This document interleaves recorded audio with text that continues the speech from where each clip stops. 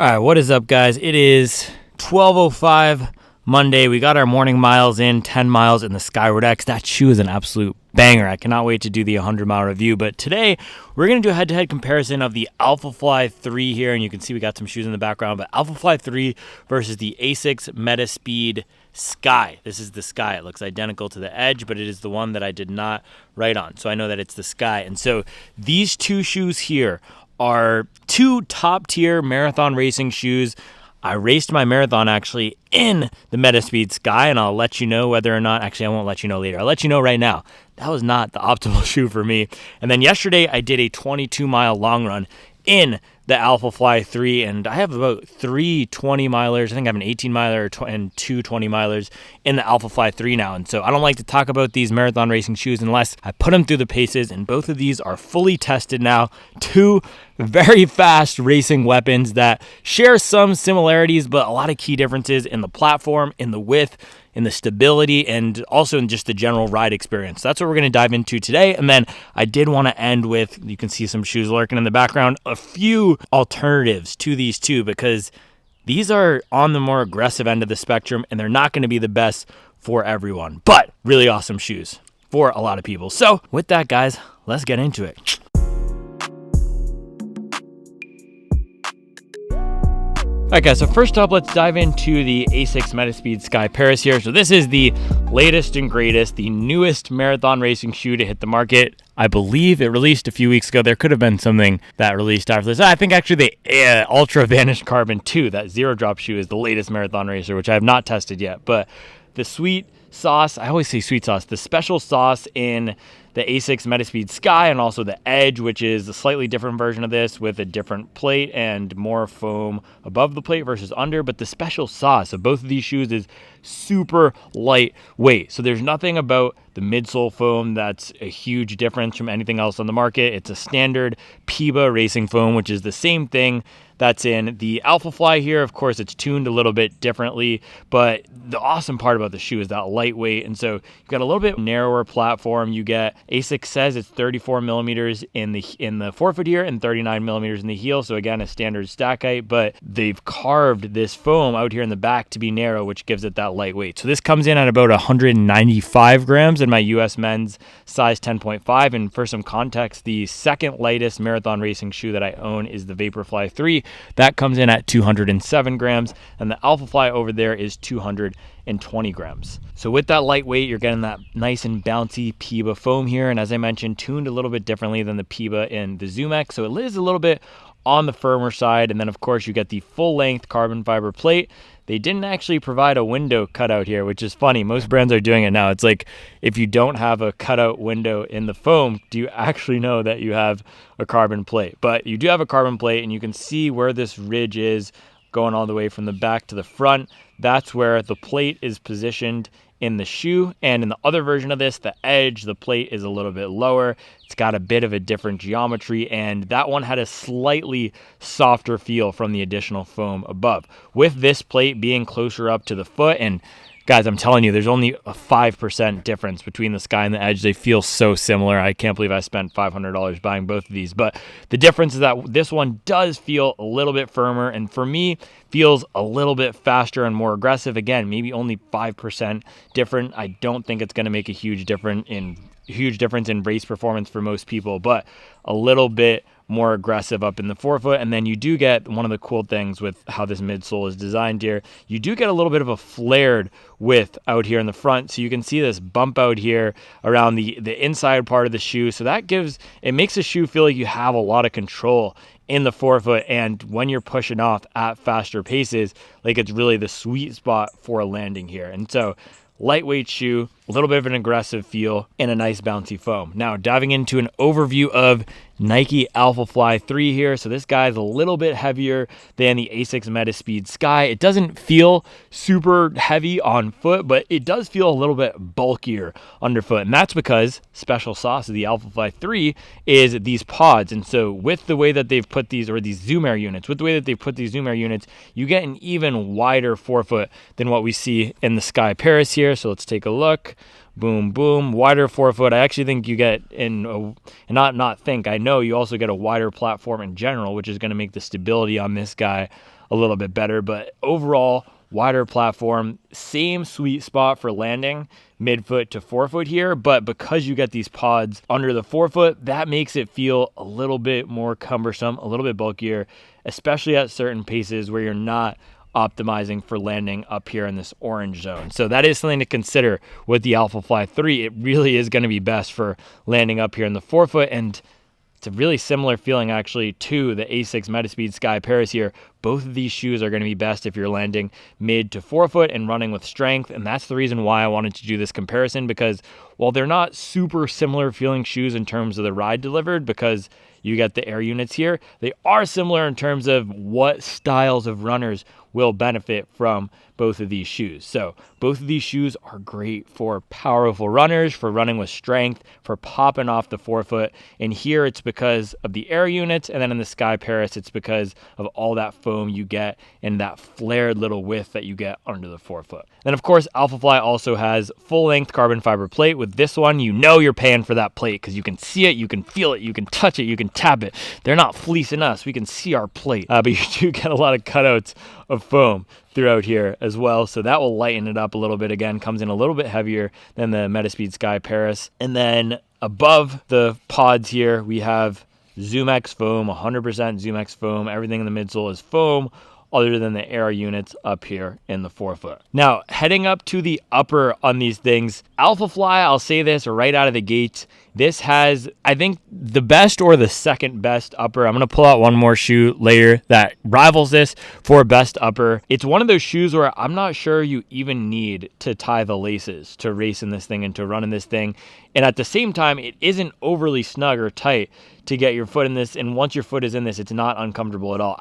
The way that they've designed this woven texture here is just perfect. This is the perfect racing upper, and that's cool that they did this, because I know one of the issues with the Alphafly 2 is that people's feet were bleeding, and I think maybe they even had, some people had that issue with the 3, I'm not sure, but for me, I've done 3 long runs over 2 hours, 3 long runs about 2.5 hours, and I've had no bleeding toes in this. It's been really comfortable. This upper is super dialed in, and even though you don't need the laces, we do have the best racing laces on here. These little nubbed numbers, you can see they got the texture on them, so you get that nice tight fit when you cinch them down. So awesome upper on here. Nice wide toe box too. I don't think wide feet. I've never gotten them measured. I should pop into a Fleet Feet or Run for Your Life down here and get them measured, but slightly wide feet, I think, and this is really comfortable. No issues with rubbing. Same thing for the midfoot, snug but not tight. And then in the back, the heel, I'm trying not to say the L word. The way that this thing caresses your heel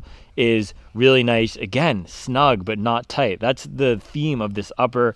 Everything about the way that the shoe is designed just coddles the foot without being too tight. And because you have the sock fit with the slight little bit of stretch, it just holds your foot down in place really nicely. And so the materials that they've used on this upper are really nice. I should mention the price. There is a pretty big difference in price between these actually.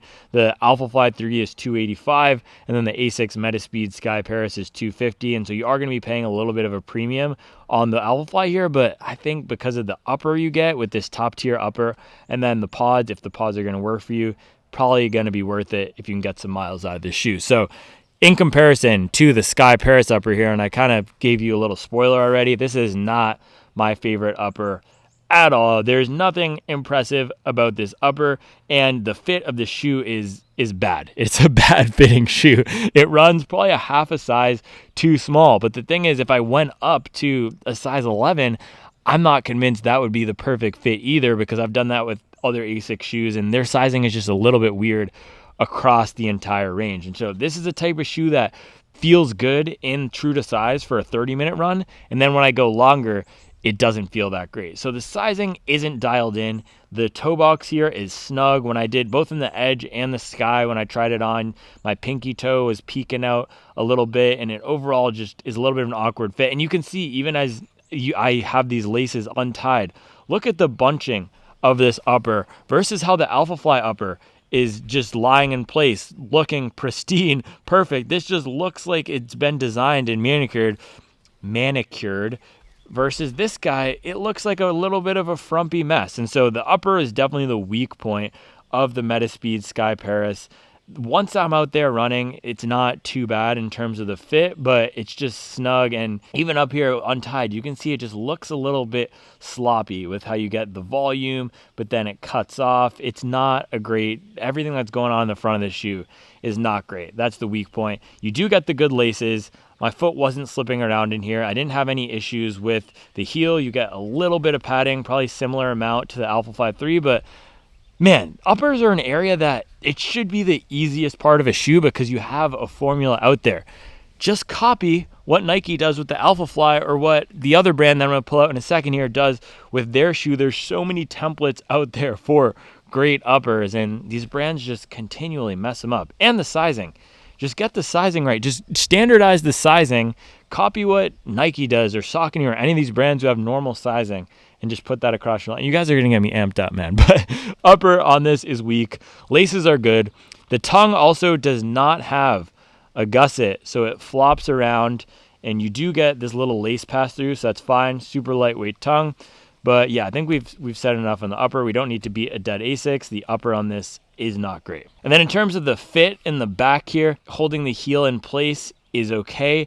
It's just, again, a very narrow shoe. That's the key difference between this and the Alphafly. If you take a look at the width, you get a lot more girth on the Alphafly here. It looks visually almost like double the width of the Alphafly. So a much more forgiving fit in the Alphafly, much more comfortable upper in general, and just lacing up the shoe for standing and walking around, it feels more supportive, ironically, in the Alphafly than the Asics Metaspeed Sky Paris. This is probably the least supportive racing shoe, marathon racing shoe on the market. The Sky Paris, I think it might even take that throne from the Vaporfly, and that makes sense because they've gone with less weight. And that's what I was saying a few minutes ago and in my first run review.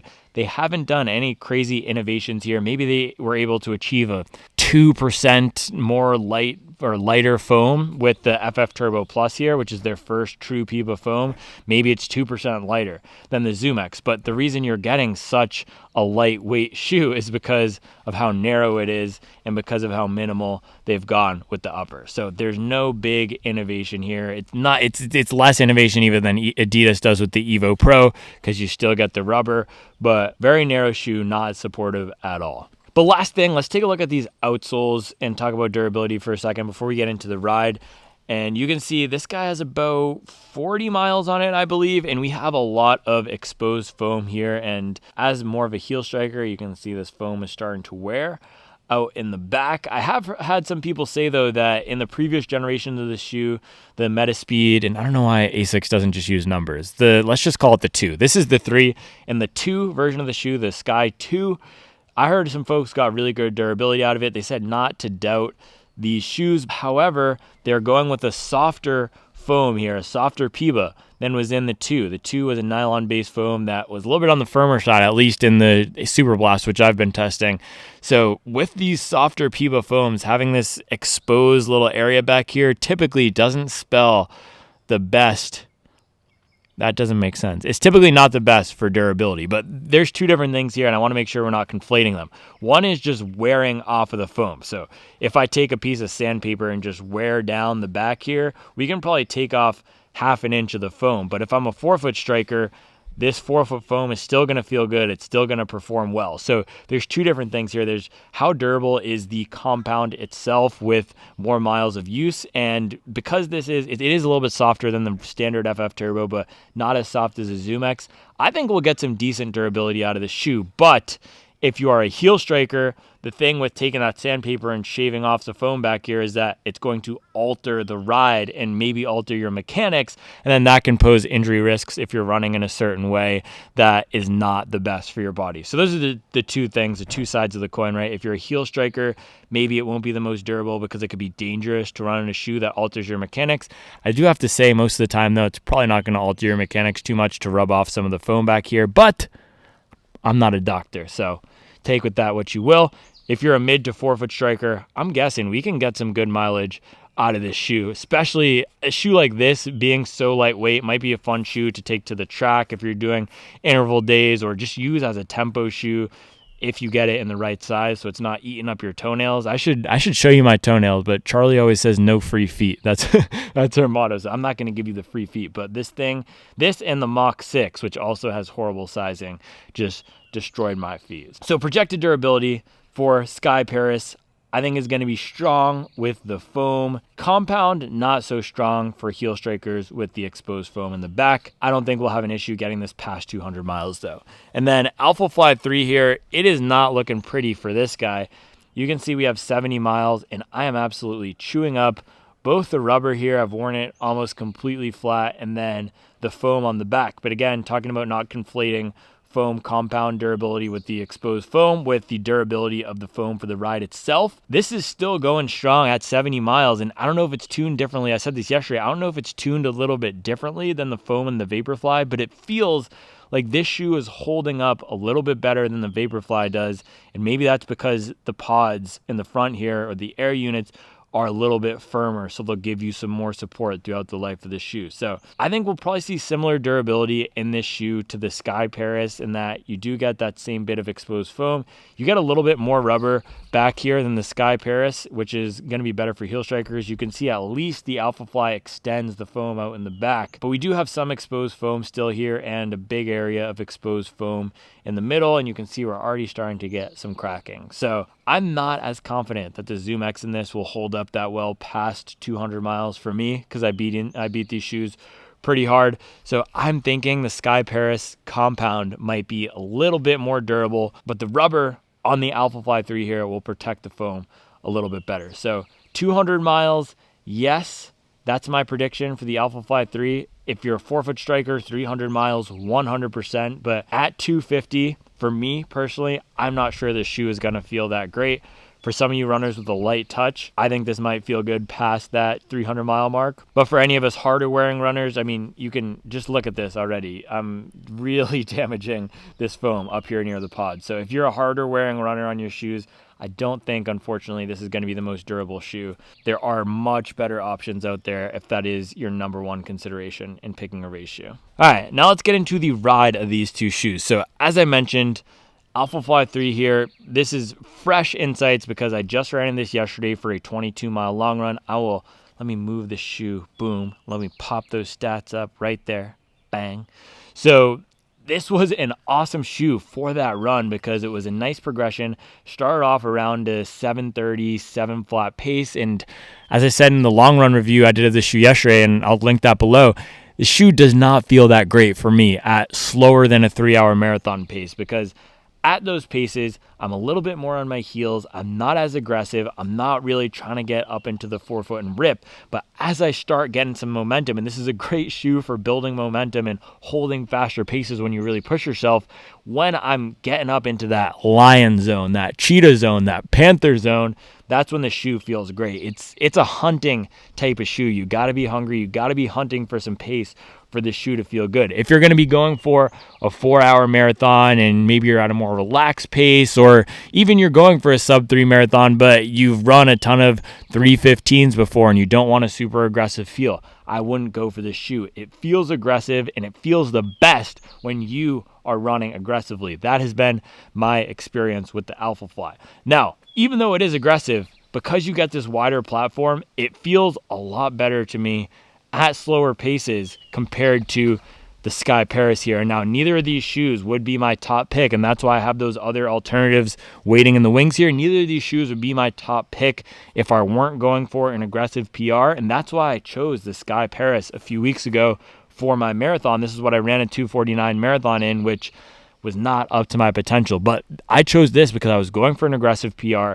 It feels light, it feels fast, but it also feels like not the best shoe for the marathon distance. And I've run in, I think, 13 marathon racing shoes at this point, 13 of the current ones that are on the market right now. And of all of them, this one might have the worst stability. As I mentioned earlier, super narrow and just not that supportive. And for many of us who are running 3-hour marathons, 4-hour marathons, 5-hour marathons, this is not the shoe. Even for my 2:49 marathon, just felt like I could have used something a little bit wider as I was warming up into those paces, and I came out of the gates a little bit too hot in my marathon. I was ripping off 6:15s and 6:20s when my game plan should have been probably hanging back at 6:30s, but this shoe does not feel good for me at 6:30s, at 6:40s. I have to be running at 6:20s, 6:15s, 6:10s or faster because it's so narrow back here, and because my natural distance running form and style is to be a little bit more on the heels. And so this is a great elite marathon racing tool. I think it's going to be a great half marathon racing shoe for a lot of people, although Hoka Rocket X2, I tried that recently, and that's going to be my pick if I have to do a half soon. Probably that, or maybe even the Alphafly, just to test the Alphafly on a race. But this would not be my pick for the marathon, and for most people, I would not choose this for the marathon. And deciding between these two shoes, I think the Alphafly is going to be the one that works a little bit better for more people, just because you get that additional stability and you get a little bit more rolling, or a little bit more aggressive rocker up in the front here. The Sky Paris doesn't have that big of a rocker. It's really all about you putting some power down into the front of the platform here and driving off of the width of the plate. So the runs that I enjoyed this shoe the most were short, fast runs, 10K pace, half marathon pace, when I was really pushing myself. And that was my error in picking this shoe for the marathon. I thought because I felt fast, light, lean, and mean in the shoe that it would be the best for my marathon race. But that's not, and I learned this, and this is actually the second time that I learned this, because I used the Takumi Sen for my half marathon last year instead of the Saucony Endorphin Pro 3. That was exactly a year ago, and I chose the wrong shoe. I went with the light shoe, the aggressive shoe, instead of the supportive and comfortable shoe, and made the same mistake with the Sky Paris here. I learned that me personally, I do not do the best in races when I have the fastest, lightest, narrowest shoe on my foot. So for the marathon, I do not endorse the Sky Paris for most people. I will say, if you're a big fan of the Vaporfly and you want to try something a little bit different and you are a strong forefoot runner, I do think this could be a nice shoe for you for the marathon. However, the Edge is going to give you a little bit of a softer feel, similar to the Vaporfly. So that's probably the one that you want to pick over the Sky here. And so Sky, if you're going sub, and I don't want to, people accuse me, you're gatekeeping the shoes, bro. I'm not trying to gatekeep the shoe. If you want to buy the shoe, if you have $250 to spend and you want to buy the shoe and run a 4:30 marathon in it, that is your God-given right. If you live in America, you can do what you want. If you live in London, that's not a country. If you live in, what's a good country out in Europe? Spain. I don't know what the rules are if you're a Spaniard, but I'm thinking you can buy this shoe if you want to run a 4:30 marathon in it. It would not be my suggestion, but you can do it. And so that is all to say, great shoe for 5K for most people, 10K for most people. For me, as long as you get it in the right size. Also, I think could be a good shoe for the half marathon, but just not supportive for the full distance. Alphafly is going to be the pick out of these two for most people. And I still think the Alphafly is a little bit aggressive for me personally for the marathon, even though I had a strong 22-mile long run in it. But if you land a little bit more naturally up to the midfoot or forefoot, or you use the shoe for 3 or 4 20-milers during your training or whatever the longest run distance is, if you use the shoe for a lot of your long runs and enjoy it and feel that you can use the tool to the best of its ability and it's not forcing you to modify your form. I actually had a guy say that this shoe is tearing up his Achilles because he had to run in a certain way with it. So if you buy this shoe because you like the way it looks and you think you're going to like the way it feels and you use it during training and you like it, then go ahead and race in it. But I think both of these two shoes are on the more aggressive side, would not be my top choices. But of these two, Alphafly 3 here, a little bit more comfortable, a little bit more stable, better upper. This is the one that's likely gonna work better for most people for the marathon distance. All right, so with that, I wanna offer 2 alternatives. As I mentioned, both of these are a little bit more aggressive than I would personally pick for the marathon. So my first alternative here is if you want something that's fun and crazy and expensive like the Alphafly, but just a little bit tamer and a little bit easier to run in, I would go for the Hoka Cielo X1 here. And so this guy has a really nice midsole setup. There's a softer layer of PIBA up on the top here, a little bit firmer one on the bottom. You get a nice wide base. Let's actually compare it to the Alphafly. I think it's probably the same width. Yeah, it looks very similar and with maybe a touch narrower, but really similar setup to the Alphafly, but it doesn't as aggressively force me to modify my form, even though it does have a super aggressive rocker, because there's not pods here or some other piece of tech. It doesn't do the same type of thing with the Alphafly that makes me feel like I have to fight to get to a certain position. The one downside though to this platform is because of the way that they've designed it, and take a look back here, you can see where it's resting. The natural resting point is right up in the forefoot. So it does want you to land a little bit more midfoot than heel. And there can be sometimes some pace ranges where it feels uncomfortable as a heel striker to get over the additional foam that's in the midfoot. And the reason they put more foam in the midfoot than the heel is to get under the World Athletics racing regulations that require 40 millimeters of stack in the heel or below. So they did some trickeration with the midsole here. So that is the one downside for aggressive heel strikers. This guy might not feel the best, but it's fun, it's bouncy, it's really stable. It is wide as well, similar to the Alphafly, so you shouldn't have any issues wobbling at all. And with how much foam you're getting in here, you're going to be really well protected. I took this up for a 22-mile long run, similar pace that I did yesterday to the Alphafly, and it performed really well. So I know some people out there, they talking about the weight of the shoe, but I threw some pace on here and the weight was not an issue. This is Supwell certified, lab tested by me. I wouldn't worry about the weight for most people, especially if the reason you're going for the shoe is because you think the Alphafly is going to be a little bit too aggressive.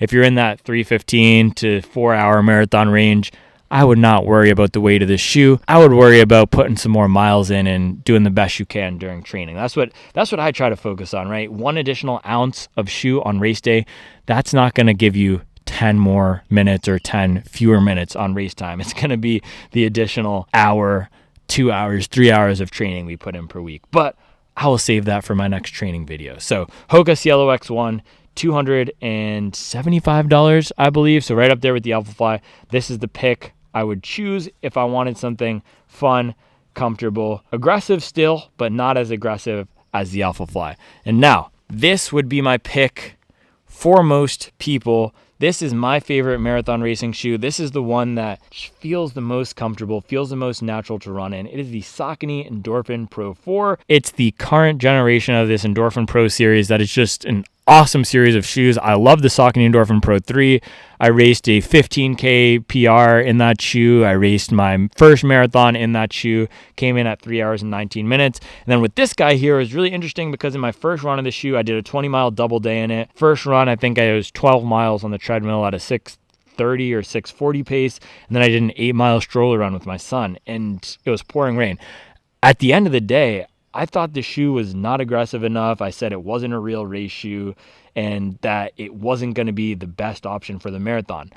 And this is what I say, I'm not dogmatic. I don't hold on too strongly to my views. I like to keep an open mind. I was completely wrong. So it is comfortable. And because it's so comfortable and a lot more comfortable than the Endorphin Pro 3, I tricked myself into thinking it wasn't going to be a good race shoe. But then, because I wanted to really put it through the paces and see if it could live up to the reputation of the Endorphin Pro 3, I took it out for a marathon that I did myself just around the neighborhood, 26 miles. And I ran a sub 3 that day. I ran 2 hours and 55 minutes. It was also pouring rain. The shoe was great in the wet weather. It was super comfortable. It felt awesome for all those paces that I ran. I started off around a 7-minute, 6:50 pace, and then I fast finished down to 6:20, 6:30. And the Endorphin Pro 4 handled all those paces with ease. So you get full carbon fiber plate. You can see you're paying for the plate through the little window down here. And then you get the Power Run PB foam, very durable racing foam. So this is going to be one of the most durable racing shoes on the market as well. And then you get a good amount of rubber back here, which is great in the wet weather. That is one thing I should say about the Cielo X1, by the way. They give you lots of rubber, so I think this is going to be pretty durable, and the upper is well made. But for heel strikers, again, you get the exposed foam. But because you get so much foam, I don't think getting a little bit of wear and tear on the back here is going to alter the ride of it too much. But that just is something to mention. Again, not conflating the performance of the foam with more miles with the exposed foam rubbing off. But this one does have the exposed foam. Anyway, back to the Endorphin Pro 4 here. Comfortable, but fast. You get the one-piece upper. It's going to be durable. It's $225, and that's the thing. $50 cheaper than the Cielo X1, $60 cheaper than the Alphafly, $25 cheaper than the Asics Metaspeed Sky Paris. It's a 10% to nearly 20% discount versus all those other shoes on the market.